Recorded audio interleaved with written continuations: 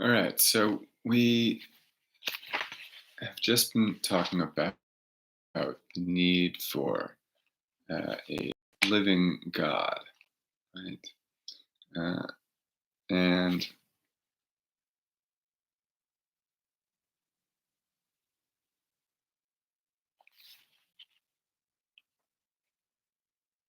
and the relation of Schelling's system, Schelling's concept of the living God as a reaction against the lifelessness of Spinoza's determinism. Um, and in general, right? Uh, Sorry, I'm trying to catch my place here. Um, the uh, need to particularize the human being and particularize the freedom of a human individual. Right? That one of the problems with idealism, the way freedom is conceived in idealism, and this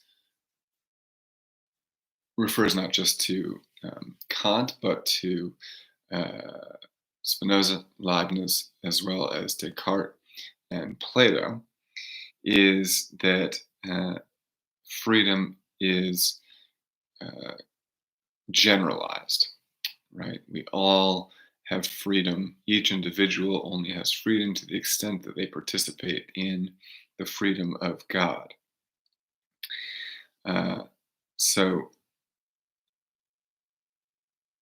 let's say, uh,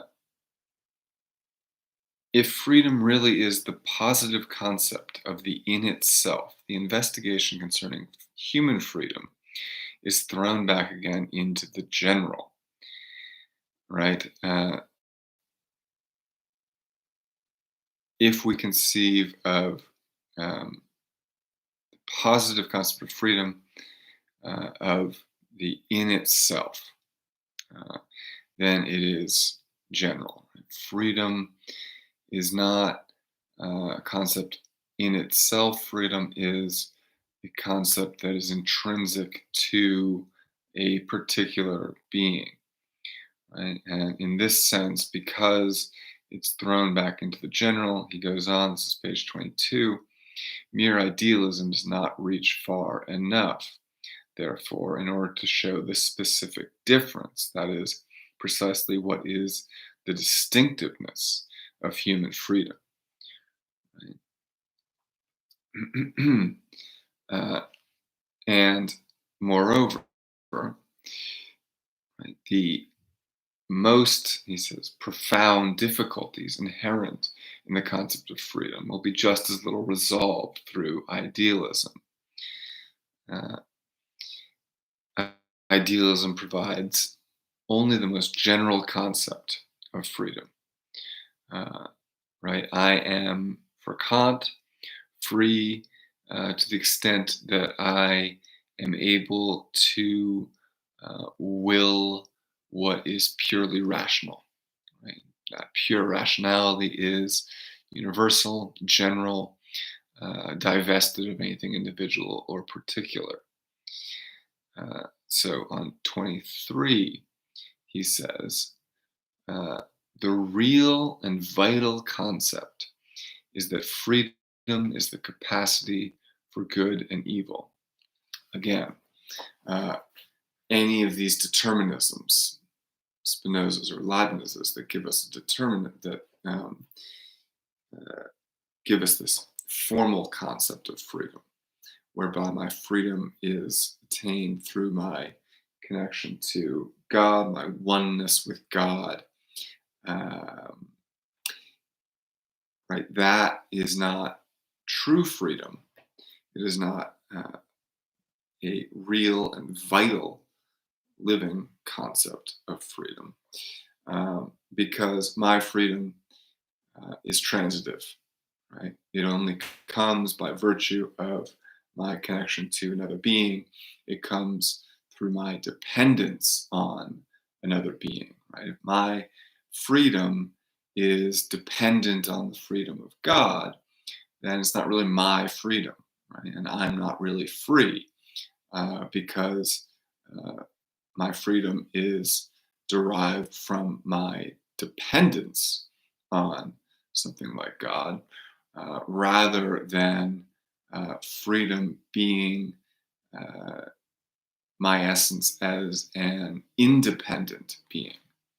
So, one of the main challenges for Schelling is going to be to show uh, how I am an individual, an independent individual, while still acknowledging the existence of God, some kind of God. And so this leads to a series of critiques of the problems with the idea of freedom and idealism. Right.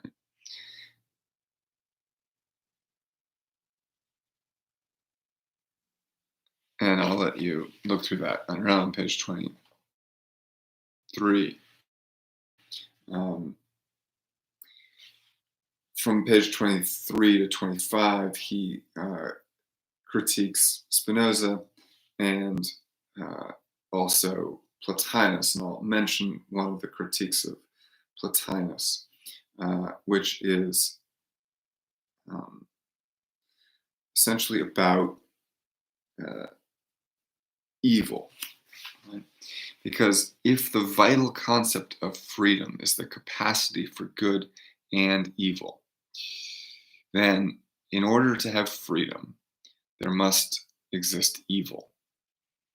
And this raises the essential problem of evil, right? Which is that if all things come from God and God is entirely good, then how do we explain evil?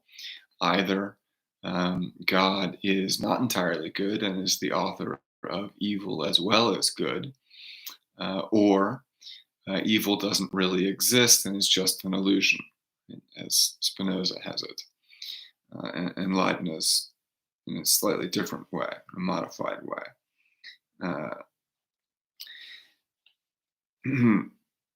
So either we deny the absolute goodness of God, or we deny the existence of evil. These are the only options that idealism, or really, as he says, almost any philosophy, leaves us with. Uh, so this is the problem. Um,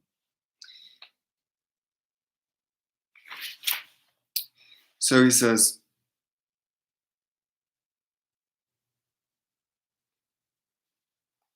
the entire European philosophy, since its beginning with Descartes, has the common defect that nature is not available for it, that it lacks a living ground. Idealism is the soul of philosophy. Realism is the body. Only both together can constitute a living whole. So we get a little bit of an Aristotelian idea here, right? Uh, we need to recover an idea of the body, of physicality, in order to achieve this idea of a living God, a living individual of life, right? Idealism, since negates life, right? And idealism is lifeless, as we heard. Um, so he says, uh, only both together can constitute a living whole. The latter, uh, realism, can never provide the principle, but must be the ground and medium in which the former makes itself real. And so, uh, reality can never provide a principle, but must be the ground and medium in which the ideal makes itself real and takes on flesh and blood. And we need this unity. Uh, if a philosophy is lacking this living foundation, we which is commonly assigned that the ideal principle was originally only weakly at work within it, then it loses itself in those systems whose abstract concepts of aseity, modifications, and so forth, references to Leibniz's aseity, Spinoza's idea of modifications, stand in the sharpest contrast with the living force and the richness of reality. So this is, I think, kind of beautiful. What Schelling is suggesting is what we need to begin with in our analysis of freedom, in our analysis of anything. What we need to begin with in philosophy is the experience of the living force and the richness of reality, right? Idealism is poor. There's not very much richness in idealism.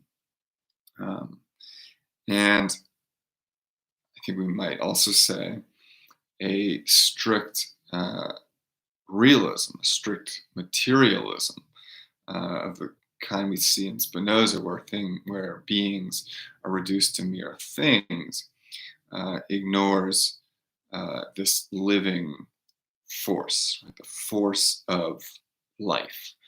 I think this is beautiful, right? That what we need to account for ultimately is the force of life. We can never explain freedom or being. We can never explain idealism or a principle or bodies or the unification. It is not doing. Showing posits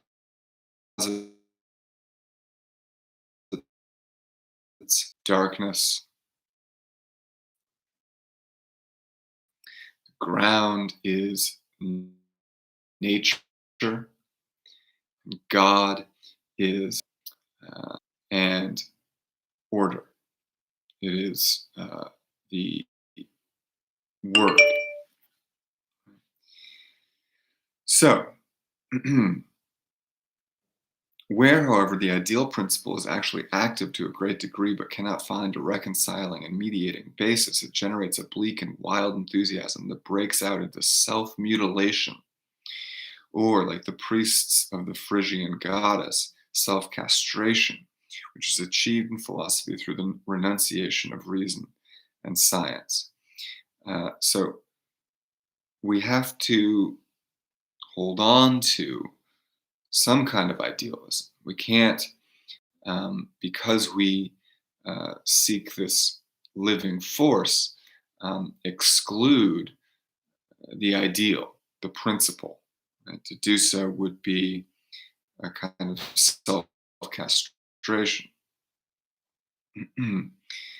So he says,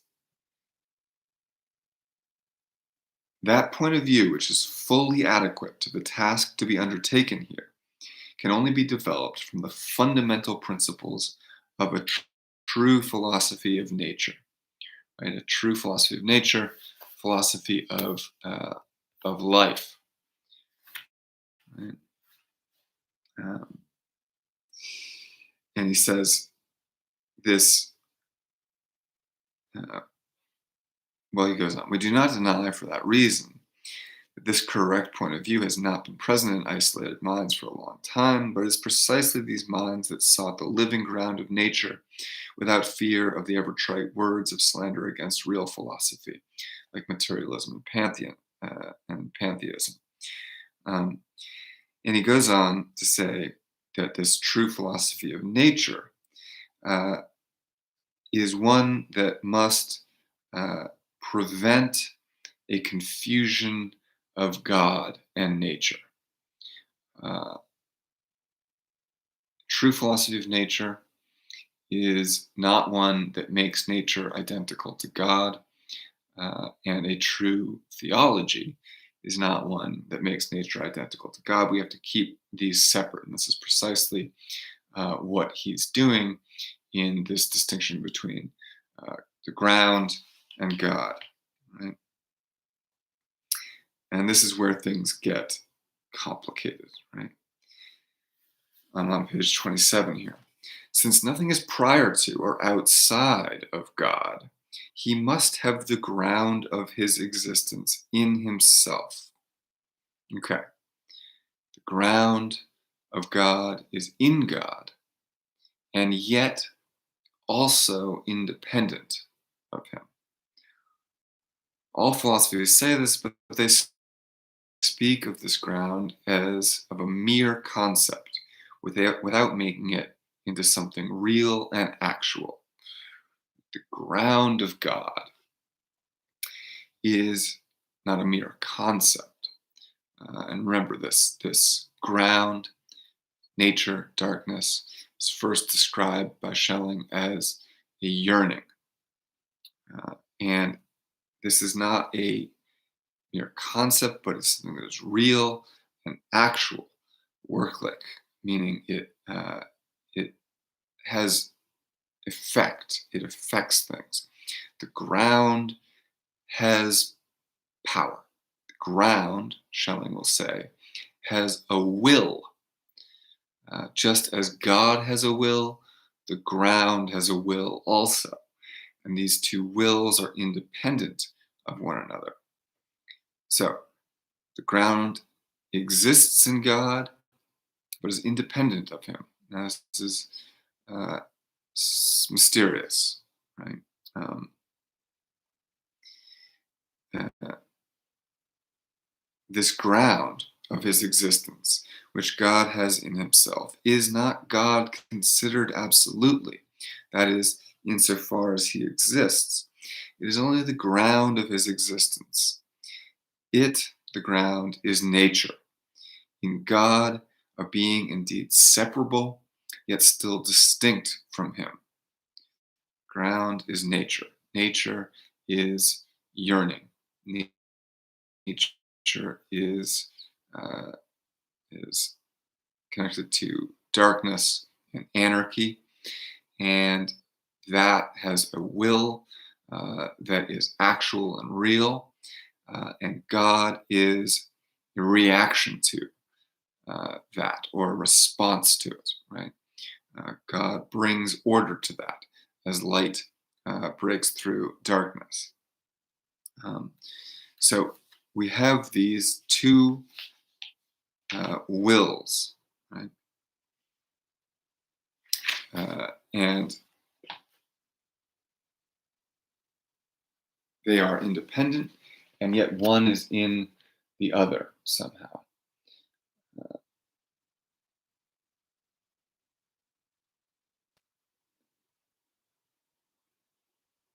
On page 28, he gets a little deeper into this problem. It is no contradiction that that through which the one is generated may itself be in turn begotten by it. That through which the one is generated is also begotten by the one. That what Schelling is talking about here is the first cause. And the first cause he thinks is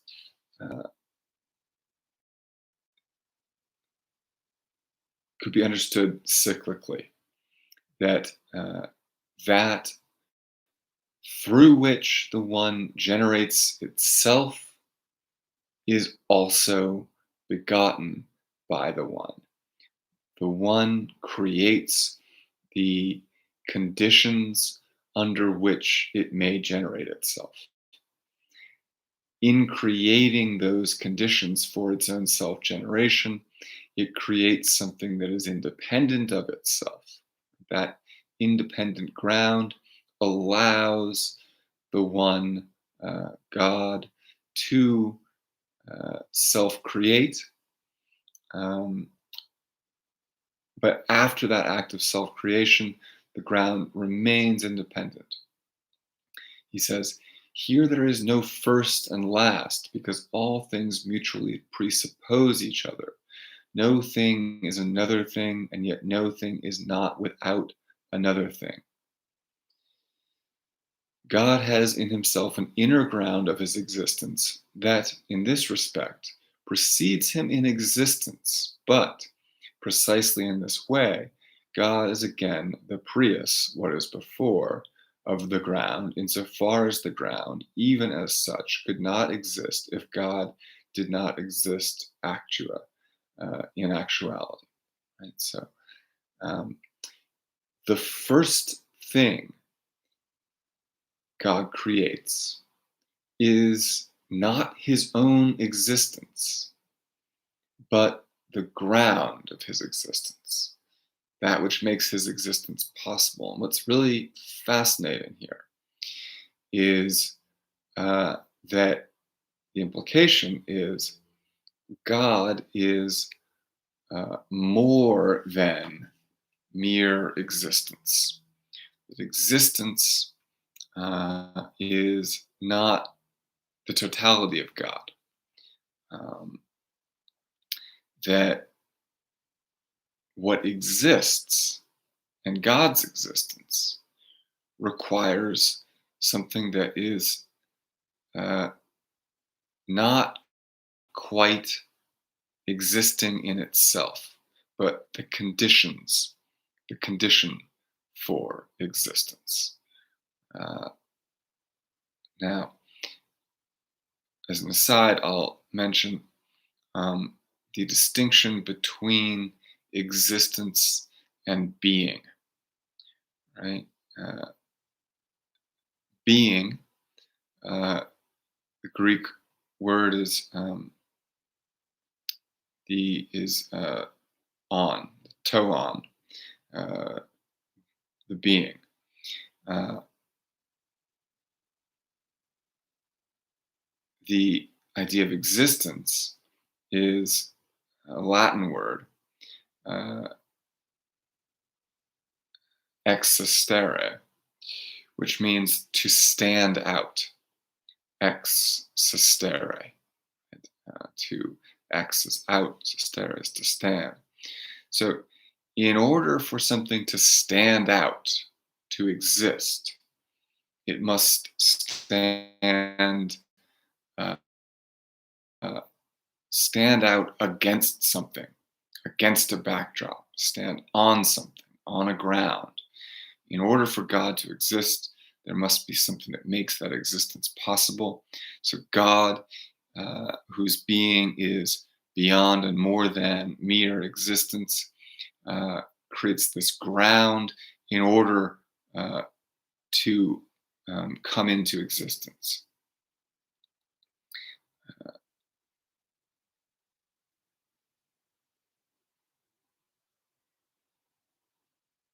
So we'll keep reading here.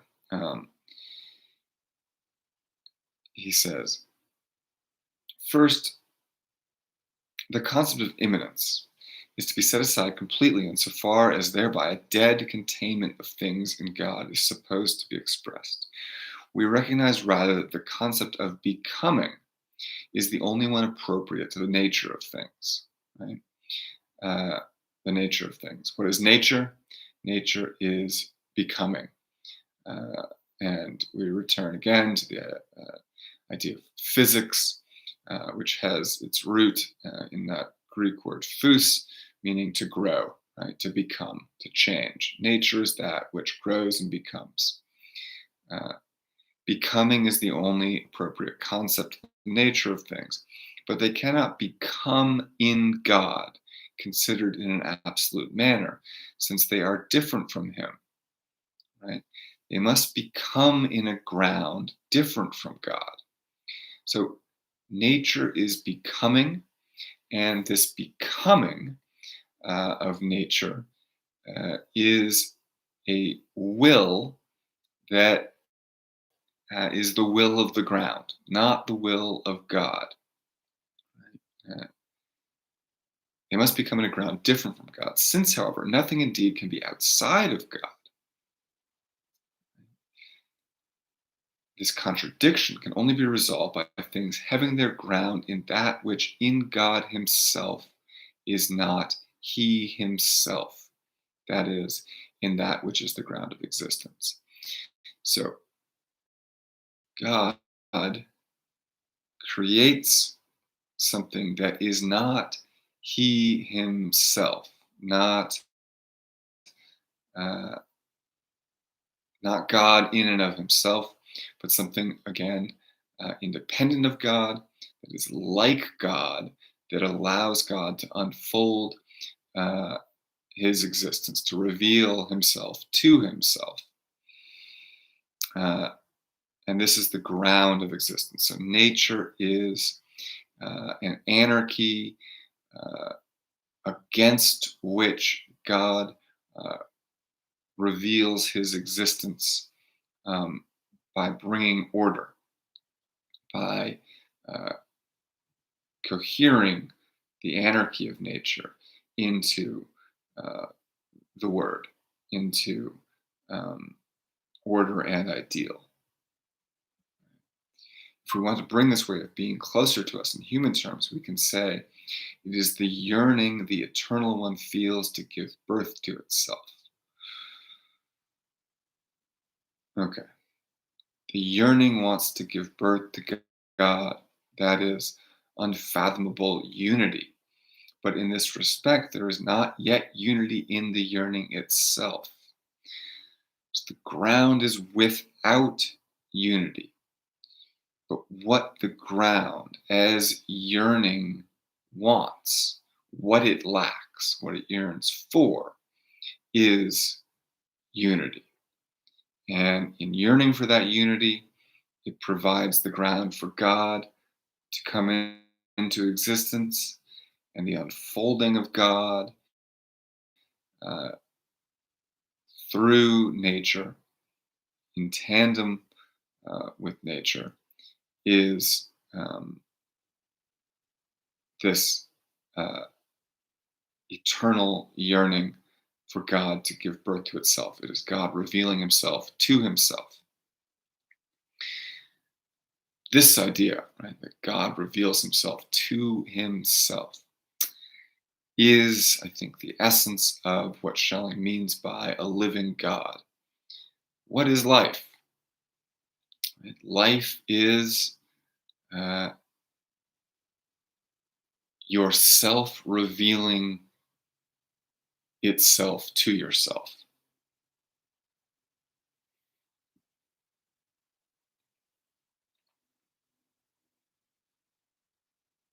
Your life is revealed to you.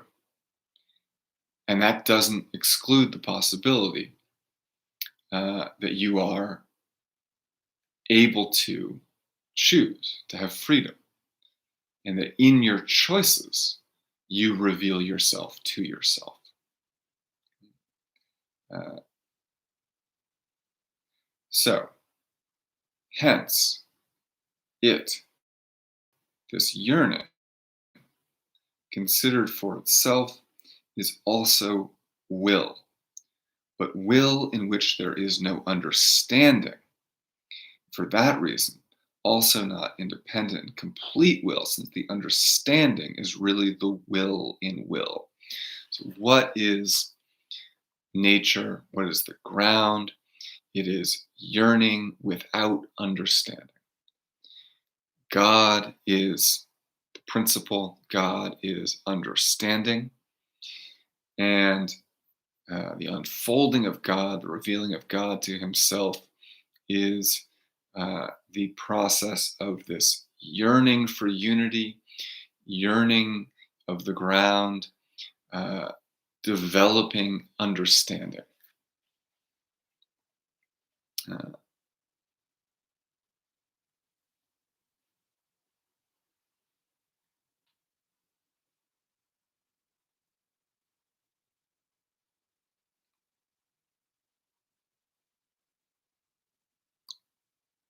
so, understanding is really the will in will.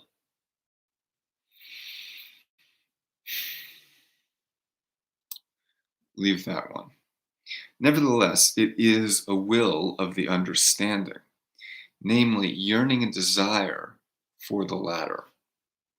So, uh, This ground is a will to understanding, not a conscious but a divining will whose divining is the understanding. Uh, we are speaking of the essence of yearning, considered in and for itself, that likely must be brought into view. That's on page 29. And he continues on. After the eternal act of self revelation, everything in the world is, as we see it now, rule, order, and form. After the eternal act of self revelation, everything in the world is rule, order, and form. The act of self revelation. God is living, is active. And this eternal action of self revelation will conclude with everything resulting in rule, order, and form. But he goes on 29, anarchy still lies in the ground, as if it could break through once again. And nowhere does it appear as if order and form were what is original, but rather as if initial anarchy had been brought to order. So God is that which brings order and unity to the anarchy of nature, the anarchy of the ground. However, there is still a separation between ground and God, between yearning and understanding. And just because there is this understanding, which can encompass and totalize and bring to order this yearning, doesn't exclude the possibility that this anarchy as a will also continue to unfold, continue to reveal itself in some way. Right?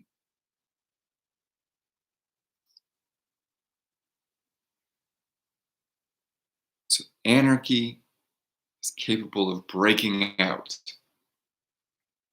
at any time because of this initial separation between yearning and understanding.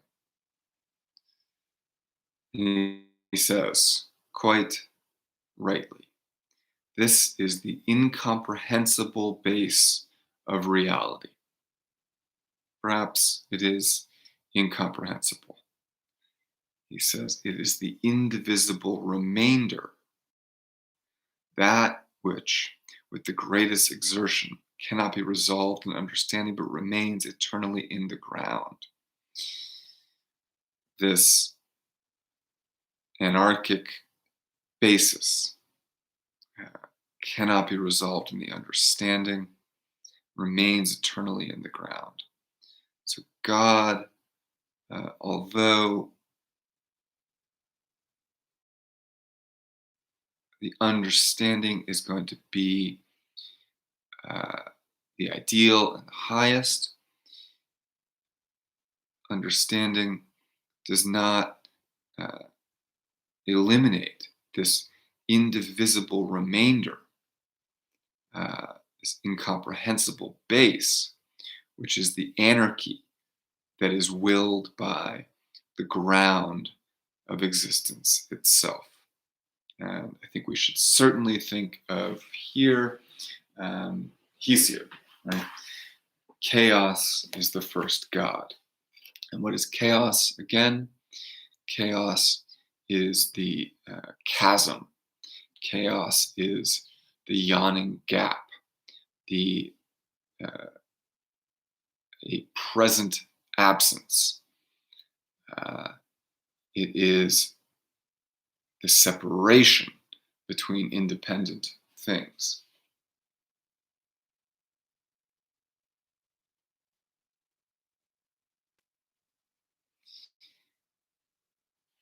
All right, we'll stop for now and I'll come back and do more in a second. Back to more office hours.